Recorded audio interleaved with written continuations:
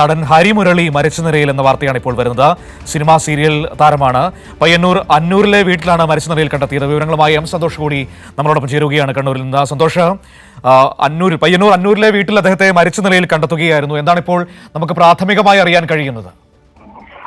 മനു, ബാലമുരളി സിനിമയിൽ ബാലനടനായി അഭിനയിച്ച ശ്രദ്ധേയനായ ആളാണ്. അതിനുശേഷം കൂടുതൽ ചിത്രങ്ങളിലേക്ക് പിന്നീട് അഭിനയിച്ചിട്ടില്ല. എന്നാൽ ബാലതാരമായി സിനിമകളിൽ തിളങ്ങി നിന്ന ബാലമുരളി ഇപ്പോൾ പയ്യന്നൂരിലെ അന്നൂരിലെ വീട്ടിലാണ് മരിച്ച നിലയിൽ കണ്ടെത്തിയത്. ജീവനൊടുക്കിയതാണ് എന്നുള്ളതാണ് പ്രാഥമികമായി പോലീസ് നൽകുന്ന വിവരം. 27 വയസ്സായിരുന്നു. നാടക സിനിമാ നടൻ KU മുരളിയുടെയും പ്രസന്നയുടെയും മകനാണ്. അഭിനയത്തിൽ ഇപ്പോൾ ബാലമുരളി അധികം സജീവമല്ല. അതുകൊണ്ട് തന്നെ എറണാകുളത്ത് ഗ്രാഫിക് ഡിസൈനറായി ജോലി ചെയ്യുകയായിരുന്നു. ഇന്നലെയാണ് എറണാകുളത്ത് നിന്നും സ്വന്തം വീടായ പയ്യന്നൂരിലേക്ക് എത്തിയത്. ഇന്ന് പുലർച്ചെയാണ് ഇപ്പോൾ വീട്ടിൽ മരിച്ച നിലയിൽ മൃതദേഹം കണ്ടെത്തിയിരിക്കുന്നത്. മനു, രസികൻ എന്ന് പറയുന്ന സിനിമയിലെ ഒരു കഥാപാത്രമാണല്ലോ എല്ലാവരുടെയും ഓർമ്മയിലേക്ക് ഹരിമുരളിയുടെ പേര് വരുമ്പോൾ വരുന്നത്. അതിലൊരു ഒരു എന്താ പറയുക, ഒരു സീനുണ്ടല്ലോ, ഈ ദിലീപുമായിട്ടുള്ള ഒരു വളരെ നർമ്മം കലർന്നൊരു രംഗം. അതാണ് ഹരിമുരളിയെ കുറിച്ച് പറയുമ്പോൾ ആദ്യം ഓർമ്മയിലേക്ക് വരുന്നത് അല്ലേ?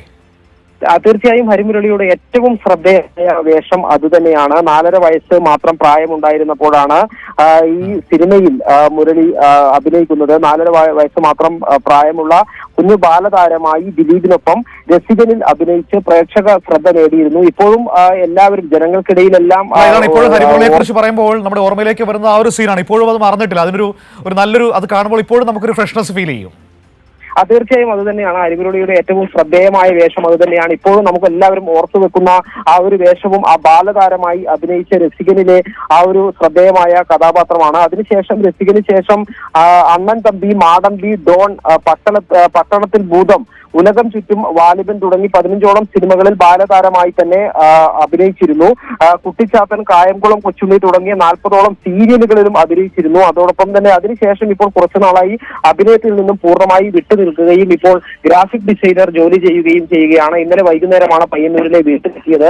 അതിനുശേഷം ഇന്ന് രാവിലെയാണ് ഇപ്പോൾ മൃതദേഹം കണ്ടെത്തിയിരിക്കുന്നത്. പോലീസ് ഏതായാലും അസ്വാഭാവിക മരണത്തിന് കേസെടുത്തിട്ടുണ്ട്.